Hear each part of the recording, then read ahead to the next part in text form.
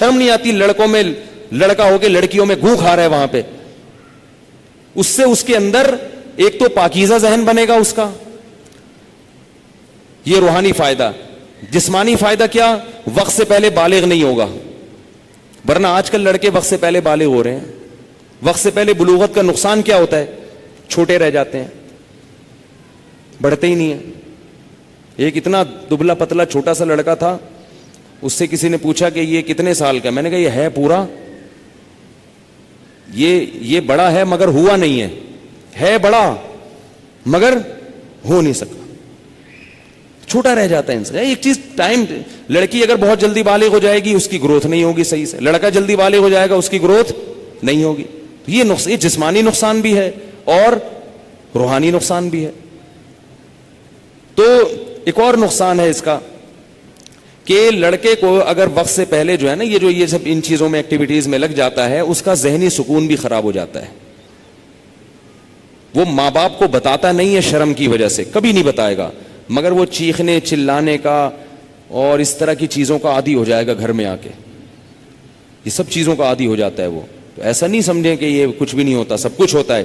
اور ایک نقصان یہ ہوتا ہے کہ اس میں مردانگی نہیں پیدا ہوتی. جو لڑکا لڑکیوں میں رہتا ہے اس میں نسوانیت زیادہ پیدا ہوتی ہے, مردانگی کم. آپ دیکھ لو کہ جن لوگوں کے بھائی زیادہ ہیں ان میں مردانگی آپ کو زیادہ نظر آئے گی. اور 9 10 بہنوں کا اکلوتا بھائی, سب کی بات نہیں کر رہا, کوئی اکلوتا بیٹھا ہو تو وہ شیر ہے, ببر شیر بھائی میرے بیان میں بیٹھا ہے, بھائی میرے بیان کے علاوہ کی بات کر رہا ہوں کہ اس میں نسوانیت زیادہ ہوگی. سمجھ گئے نا کیا کہنا چاہ رہا تھا؟ لڑکیوں میں رہا ہے ساری زندگی, بہنیں ہیں اس کی, بھائی نہیں ہے. لڑکے آپ دیکھ لیں جو بھائی ہوتے ہیں نا چھوٹے چھوٹے, ایک دوسرے کو بچپن سے طبیعت سے پیل رہے ہوتے ہیں, مار رہے ہوتے ہیں. وہ اس کو مارتا ہے, وہ اس کو مارتا ہے, تیری ایسی ہو, تیری ایسی کی تیسی, لڑ کے نوچ کے بہادری پیدا ہوتی ہے, برداشت پیدا ہو جاتی. اور بہنیں زیادہ ہیں, بھائی نہیں ہے, ایک ہی بھائی ہے. وہ بچپن سے ان میں کھیل کھیل کے کیا ہو جاتا ہے, ممی ڈیڈی بن جاتا ہے. ہمارے محلے میں تھا ایک, بہنیں بہت تھیں, ایک اکلوتا بھائی تھا, اور اس کو باہر لڑکوں میں کھیلنے بھی نہیں دیا, کزن بھی نہیں تھے. تو وہ بیچارہ کیا بن گیا تھا, ہائی اللہ ہوئی اللہ والا بن گیا تھا وہ. تو لڑکا لڑکیوں میں کھیلے گا تو کیا بنے گا, ہائی اللہ ہوئی اللہ. اور اس میں مردانگی جو رجولیت ہے وہ کم ہو جائے گی, اس میں وہ غیرت حمیت کم ہو جائے گی. میں ایسے لوگوں کو جانتا ہوں جن کے ماں باپ نے بچپن سے اس لڑکے کو لڑکیوں سے دور رکھا, جوان ہو گئے تو اب ان کو لڑکیوں میں بیٹھتے ہوئے شرم آتی ہے, لڑکیوں سے دوستیاں لگاتے ہوئے شرم آتی. کہتے ہیں یار یہ گھٹیا کام لگتا ہے. مجھے خود ایک لڑکے نے بتایا کہ میرے ماں باپ نے بچپن سے مجھے ان چیزوں سے دور رکھا ہے, اب مجھے ان لڑکوں پہ تعجب ہوتا ہے جو لڑکیوں کے پیچھے بھاگتے ہیں. میں کہتا ہوں تم مرد ہو, عورت کو چاہیے تمہارے پیچھے بھاگے, تم مرد ہو کے عورت کے پیچھے کیوں بھاگتے ہو بھائی؟ دیکھو غیرت آ گئی کہ نہیں آ گئی؟ میں مرد ہوں یار, مجھے اللہ نے صلاحیت دی ہے, میں کیوں کسی کے پیچھے بھاگوں؟ یہ بیانات سے نہیں پیدا ہوئی یہ صلاحیت, یہ بیان سننے سے نہیں, یہ ماں باپ کی بچپن کی تربیت. شرمیلے اس معاملے میں ان میں شرم و حیا ہوتی ہے, چھوڑو. پھر اگر کوئی لڑکیوں میں گھسا بھی رہے گا نا, ان کو اس پہ بھی غصہ آتا ہے, بھائی یہ بندہ ہے, یہ تو زنانے میں بیٹھا رہتا ہے جا کے. پہلے زمانے میں شادیاں ہوتی تھی نا, مکس گیدرنگ نہیں ہوتی تھی, زنانہ الگ ہوتا تھا اور مردانہ الگ ہوتا تھا. تو جو لڑکا زنانے میں گھستا تھا نا, ہم لوگ اس کا مذاق اڑاتے تھے, مجھے اس کو دیکھو زنانے میں گھسا ہوا ہے. تو وہ غیرت اور حمیت مرد میں کیا ہو گئی, ختم. اب جو زنانے میں گھسا ہوا ہے بولا یار یہ پتہ نہیں کیسے گھس گیا یار, سلام ہے بھائی, تو یار سلام ہے یار, ہم لوگ تو گھس نہیں سکتے یار, پتہ نہیں کیا ٹرک اس کو خود ہی بلایا یار ان لوگوں نے, یار سلام ہے بھائی. ٹھیک ہے, یہ ہو رہا ہے. ماں باپ کا بڑا گہرا دخل ہے. دیکھو خود زندگی اگر خراب گزر گئی تو گزر گئی, توبہ کر لو, اپنے بچوں کو مت بگاڑو. کو ایجوکیشن میں ایڈمیشن مت کراؤ, تباہ ہو جائیں گے, برباد ہو جائیں گے, لڑکیوں کے عشق معاشقے میں مبتلا ہو جائیں گے, ذہنی مریض بن جائیں گے. ان کو لڑکیوں سے دور رکھو, اور جب بالغ ہو جائے شادی کرا دو ان کی. وہی والی بات ہے جو کل کی تھی میں نے, ٹھیک ہے نا, وہ فٹ فاٹ رہے گا, بڑی اچھی زندگی گزارے گا. تو احتیاطیں سمجھ میں آ گئیں, یہ احتیاطیں کرنی. اب میں اگلا موضوع چلاتا ہوں جلدی سے. تو لوط علیہ الصلوۃ والسلام کی قوم کا واقعہ ختم ہوا. لوط علیہ السلام کے بعد جس پیغمبر کا قرآن مجید میں ذکر ملتا ہے وہ ہیں حضرت شعیب علیہ السلام. وَيَا قَوْمِ لَا يَجْرِمَنَّكُمْ شِقَاقِي أَن يُصِيبَكُمْ مِثْلُ مَا أَصَابَ قَوْمَ نُوحٍ أَوْ قَوْمَ هُودٍ أَوْ قَوْمَ صَالِحٍ وَمَا قَوْمُ لُوطٍ مِّنكُمْ بِبَعِيدٍ. شعیب علیہ السلام تھے اہل مدین کی طرف. اس قوم میں کیا برائی تھی؟ اس قوم میں برائی یہ تھی کہ وہ شرک بھی کرتے تھے اور ایک اور بدماشی کہ ناپ تول میں کمی. تاجر بڑے ٹھگ تھے, 2 نمبر تاجر پیدا ہو گئے تھے. ہر تاجر کیا کرتا تھا؟ 2 نمبری, گڑبڑ. تو شعیب علیہ السلام نے ان کو جا کے سمجھایا, بھائی تم حلال کماؤ. یہ نہیں کہ وہ سود لے رہے ہیں, یہ نہیں کہ وہ حرام کاروبار کر رہے ہیں. کاروبار بذات خود حلال ہے, طریقہ کون سا ہے؟ حرام. آج تو بہت سے کام ہی حرام ہو رہے ہیں. تو وہ کیا کرتے تھے کہ گاہک کو بیوقوف بناتے تھے. گاہک بھی تو اسی قوم کا تھا نا, لیکن وہ بھی کیا کرتا تھا, جب اس کی باری آتی تھی وہ بیوقوف بناتا تھا. یعنی ہماری اصطلاح میں کہہ سکتے ہیں ٹوپیوں کا باقاعدہ بزنس ہو رہا تھا. ٹھیک ہے, ہر شخص کو جس کو جہاں موقع ملتا کسی کو ٹوپی کرانے. ایک ہوتا ہے ٹوپی پہنانا, ایک ہوتا ہے ٹوپی کرانا. پہنانا جائز ہے, ثواب ملے گا. ٹوپی کرانا کیا ہے؟ بولو بھائی, حرام ہے. ٹوپی پہناؤ اس کو, ٹوپی پہناؤ, لیکن کراؤ نہیں ٹوپی. تو وہ کیا کرتے تھے, جہاں جس کا موقع ملتا ہے نا ڈنڈی. میں اس لیے کہہ رہا ہوں کہ آج ہمارا بھی یہی حال ہے, جس کو جہاں ٹوپی کرانے کا موقع ملتا ہے وہ ٹوپی کرا دیتا ہے. پیسوں کے معاملات میں تو صاف ستھرا بہت ہی مشکل سے چراغ لے کے تلاش کرو تو ملتا ہے کوئی بندہ پیسوں میں کلیئر ہو. تو اب اس قوم میں یہ گڑبڑ شروع ہو گئی. میں حیران ہوتا ہوں, انگریزوں کے ہاں یہ آیتیں نہیں ہیں نہ یہ واقعات ہیں, مگر وہ کاروباری لین دین میں صاف ہیں. ہم ہر سال قرآن میں شعیب علیہ السلام کا واقعہ سنتے ہیں کہ ناپ تول میں کمی کرتے تھے, کسٹمر کو دھوکہ دیتے تھے, جھوٹ بولتے تھے. اللہ نے پوری قوم تباہ کر دی, الٹ دی, مگر ہم پر اثر کیوں نہیں ہوتا بھائی؟ ہمارے پاس تو اللہ کی کتاب ہے, ان کے پاس تو کوئی کتاب نہیں ہے. فرق پتہ ہے کیا ہے؟ ہم صرف سنتے ہیں. ہمارے ہاں ان چیزوں میں تربیت کا کوئی نظام نہیں ہے. ان کے ہاں اس چیز میں تربیت کا باقاعدہ نظام ہے. ویسے جنرل نالج کے بتاؤں, انگریزوں میں سارے ایسے ہیں بھی نہیں, سارے ایسے نہیں ہیں. غیر مسلموں میں بڑی بڑے ٹوپی, آپ تو بھول جاؤ گے ان کی ٹوپیوں کے مقابلے میں جیسی ٹوپیاں وہ جو کراتے ہیں. تو ایسا نہیں ہے کہ اتنی خوش فہمی, اتنی یعنی احساس کمتری کا شکار نہیں ہونا چاہیے کہ وہ سارے ہی اچھے ہیں. وہاں بھی بڑے بڑے ٹوپی باز ہیں, ایسی ایسی ٹوپیاں کراتے ہیں کہ آپ بھول جاؤ گے. تو لیکن پھر بھی اگر کسی کافر میں یہ ہے تو کہاں سے آئی؟ یعنی اگر وہ معاملات میں صاف ہے تو کہاں سے آیا؟ اس کی وجہ کیا ہے کہ ان کے ہاں قانونی طور پہ تربیت کا انتظام ہے. میڈیا کے ذریعے اور ہر لحاظ سے اس کو پروموٹ کرتے ہیں, اپریشیٹ کرتے ہیں جو بھی یعنی معاملات میں صاف ستھرا ہوگا. ہمارے کیا ہے کہ جو بھی کلیئر بندہ ہوگا اس کو ترقی کرنے ہی نہیں دیتے. نہ دفتروں میں آگے جانے پائے گا, نہ گھر میں, کہیں بھی وہ پٹتا ہی رہتا ہے بیچارہ ہر جگہ. گھر میں بھی پٹے گا بیوی سے, ٹھیک ہے نا, کہ یہ ایمانداری سے تجارت کر رہے ہیں, کچھ کما کے تو لا نہیں رہے. باہر بھی پٹے گا, مولوی صاحب بھی عزت نہیں کریں گے کیونکہ چندہ ہی نہیں دے گا مولوی صاحب کو مسجد کے لیے, کیونکہ ہے مل ہی نہیں رہا بیچارے کو, تھوڑے تھوڑے حلال مل رہے ہیں. پیر صاحب بھی خوش نہیں ہے, پیر صاحب کو مرید ہدیہ نہیں دے رہا, مولوی صاحب کو مسجد کا چندہ نہیں دے رہا, اور ابا کو پیسے نہیں دے رہا. حلال تو ویسے ہی ہوتا ہے نا, میں اکثر سناتا ہوں نا, ہمارے حضرت دال کھاتے تھے روزانہ, تو کسی نے کہا یہ روز دال کیوں؟ حضرت فرمایا حلال میں تو اتنا ہی ہوگا بھائی. بہرحال بعض لوگوں کو اللہ حلال میں وسعت بھی دے دیتا ہے, بدگمان ہونا جائز نہیں ہے کہ کوئی پراٹھے کھا رہا ہے تو آپ کہیں کہ یہ حلال کے نہیں ہے. تو کیا کرتی تھی وہ قوم, گڑبڑ کیا کرتی تھی؟ ناپ تول میں کمی. اب شعیب علیہ السلام نے ان کو کہا اوفوا الکیل ولا تکونوا من المخسرین, ڈنڈی مت مارا کرو, صحیح صحیح ناپ کے دیا کرو. آڈٹ کا جو نظام ہے نا اپنا سسٹم, اس کو صحیح کرو. تو قوم پتہ ہے کیا جواب میں کہتی ہے؟ اچھا پھر یہ بھی کہا کہ انی اراکم بخیر, تم لوگ قحط میں مبتلا نہیں ہو. یا تو ہو نا کسی کے کھانے کو روٹی نہیں ہے, بھوک سے مر رہا ہے, وہ کہے یار چلو میں کسی کی جیب سے 5 روپے نکال لوں تو اپنی کمر سیدھی کر لوں. ایسا نہیں ہے, سب کو اللہ رزق دے رہا ہے. آج بھی ایسا ہے, اللہ سب کو رزق دے رہا ہے, مگر منہ سے ہر وقت غربت غربت غربت غربت, ہر وقت بولتے رہتے ہیں. تو قوم پتہ ہے جواب میں کیا کہتی ہے؟ یا شعیب اصلاتک تأمرک ان نترک ما یعبد آباؤنا او ان نفعل فی اموالنا ما نشاء.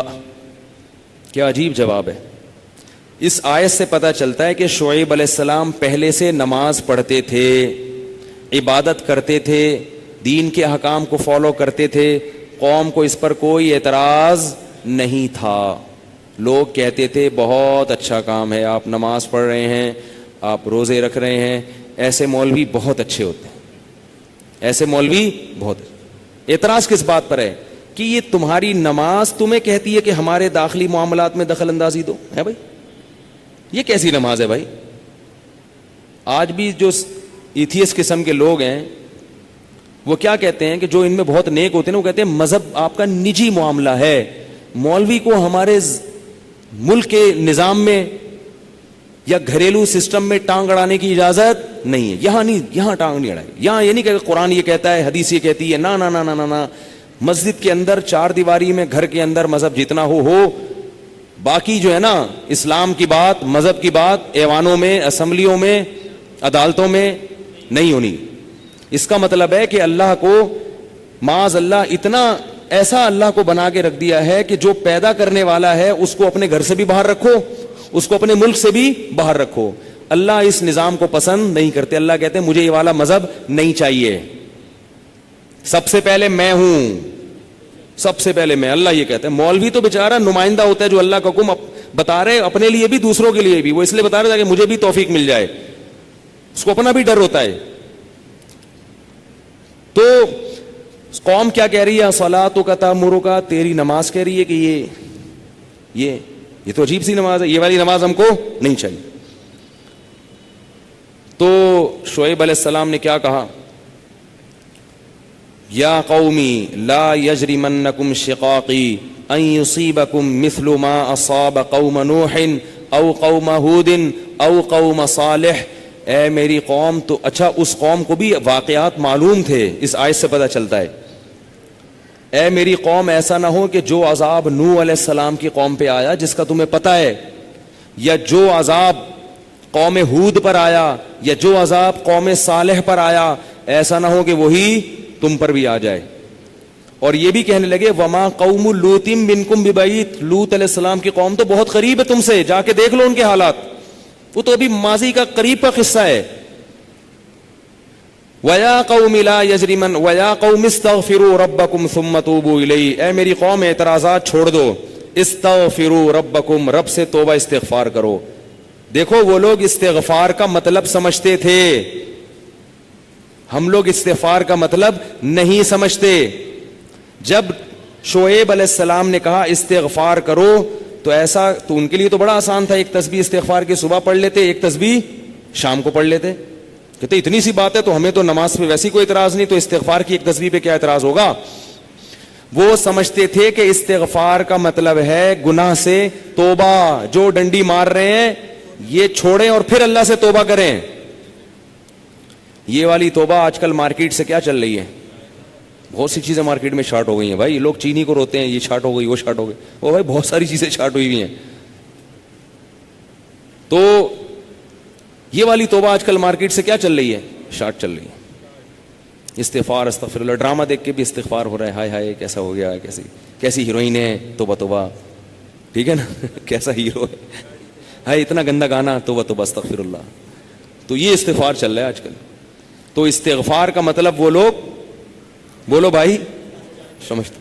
وہ کچھ لوگ بیٹھے ہوئے تھے نا, ایک بس میں جا رہے تھے, سب ایک بس میں جا رہے تھے, ذرا دیندار تھے وہ, تو سب نے تہیہ کیا بھائی اگر کوئی لڑکی خاتون واتون نظر آ گئے نا تو استغفار پڑھنا بھائی, ٹھیک ہے نا, کیا کرنا ہے تاکہ نظریں نیچی کر لیں, توبہ استغفار.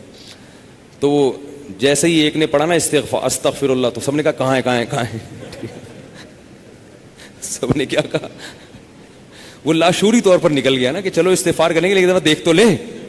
بولے بتا یار کہاں ہے کہاں, تو وہ لاشعوری طور پر ہوتا ہے بعض دفعہ. تو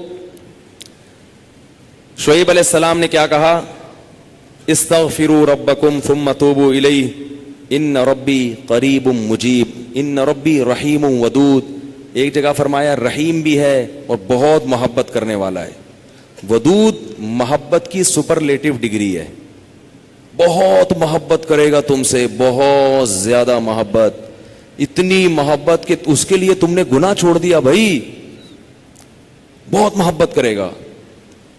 تو ظاہر ہے اللہ جب محبت کرتا ہے تو ہماری طرح نہیں ہے کہ بہت محبت ہے بس ہے تو بھائی یہ پیسے دو، اتنی محبت ہے تو ٹھیک ہے نا. آپ کو کوئی دوست پریشانی میں آئے آپ کے پاس، بہت پریشان تھا، اس کو پیسوں کی ضرورت تھی، وہ آپ اس سے کہہ رہے ہیں یار مجھے تمہیں، آپ کو پتہ نہیں تھا کہ ابھی یہ پیسے بھی مانگ لے گا مجھ سے، کہہ رہے یار مجھے تم سے بہت محبت ہے، ایکچولی میں بتا نہیں سکتا، بہت محبت ہے. وہ بڑا خوش ہو گیا، بھائی اب تو ٹھیک ہے بھائی. تو کہہ رہے یار مجھے نا 100 روپے کی ضرورت ہے.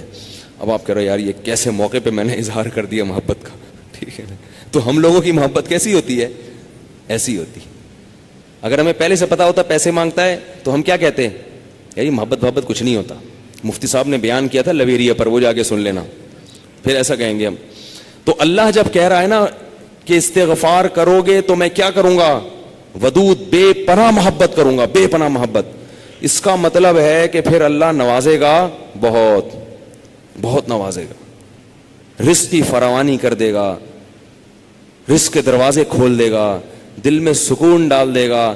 اگر پریشانی بھی آئے گی تو درجات کو بلند کرنے کے لیے، جیسے یعقوب علیہ السلام پر پریشانی آئی، جیسے یوسف علیہ السلام پر پریشانی آئی تاکہ مصر کا بادشاہ بنا دوں. پھر وہ پریشان کرنے کے لیے پریشان نہیں کرے گا، وہ پریشان کرے گا خوشی دینے کے لیے. آپ حیران ہوگے خوشی دینے کے لیے بھی کوئی پریشانی ہوتی ہے. حدیث میں آتا ہے کہ ایک بوڑھی عورت نے نبی صلی اللہ علیہ وسلم سے پوچھا کہ کیا بوڑھی عورتیں جنت میں کیا میں جنت میں جاؤں گی؟ آپ نے فرمایا نہیں. ارے بھائی نبی کے منہ سے ایک عورت سن لے کہ میں جنت میں نہیں جاؤں گی، اس پہ کیا گزرے گی؟ اس کا مطلب جہنم کا ٹھپا لگ گیا، اسٹیمپ لگ گئی. اتنی پریشان. خود سوچو کہ جن صحابہ کو جنت پر ایسا یقین تھا جیسے اپنی آنکھوں سے دیکھی. حضرت علی کی ایک روایت ہے کہ میں اگر جنت کو اور جہنم کو اپنی آنکھوں سے دیکھ لوں تو میرے ایمان میں اضافہ نہیں ہوگا. تو جن لوگوں کا ایمان ایسا ہو نبی پر، ایک ایک بات پر وہ نبی کے منہ سے سن لیں کہ میں جنت میں نہیں جاؤں گی تو اس پہ قیامت نہیں آ گئی ہوگی. رونے لگی، پریشان ہو گئی. کچھ دیر میں نبی نے فرمایا کہ جاؤ گی جوان ہو کے. اس کنڈیشن میں اب یہاں ایک نقطہ اٹھایا ہے کہ بھئی ایسا مذاق کرنا جس سے تکلیف ہو. کسی مسلمان کو تکلیف دینا تو جائز نہیں ہے، تو نبی کیسے تکلیف دے سکتے ہیں؟ اتنی تکلیف میں ڈال دیا بیچاری کو. تو اس کا جواب یہی ہے کہ بعض دفعہ تکلیف کسی بہت بڑی خوشی کا پیش خیمہ ہوتی ہے. نہیں آئی بات؟ اگر پہلے تکلیف میں نہ ڈالا جاتا تو بعد میں جو اس کو راحت ہوئی ہے نا وہ راحت نہ ہوتی، وہ خوشی نہ ہوتی. اس خوشی تک پہنچانے کے لیے پہلے تھوڑا سا تنگ کرنا ضروری ہے، ورنہ وہ خوشی نہ ہوتی. تو اللہ بھی اگر اپنے نیک بندوں کو پریشان کرتے ہیں تو وہ پریشانی کسی بہت بڑی کامیابی کا پیش خیمہ ہوتی ہے، پیش خیمہ ہوتی. پھر اس میں تسلیاں بھی ملتی رہتی ہیں ان کو. تتنزل علیہم الملائکہ اللہ تخافوا ولا تحزنوا، فرشتے ان کے دلوں پہ نازل ہو کے خوشخبریاں دیتے ہیں کہ غم نہ کرو، خوف نہ کرو، بس یہ پریشانیاں دور ہونے والی ہیں، جنت کی نعمتیں ہیں. بعض دفعہ تو دنیا میں بھی بہت بڑی کامیابی مل جاتی ہے. تو اب وہ اچھا یہ بات مسئلہ ذہن میں رکھو کہ اللہ ودود ہے، محبت کرتا ہے اپنے بندوں سے بے پناہ.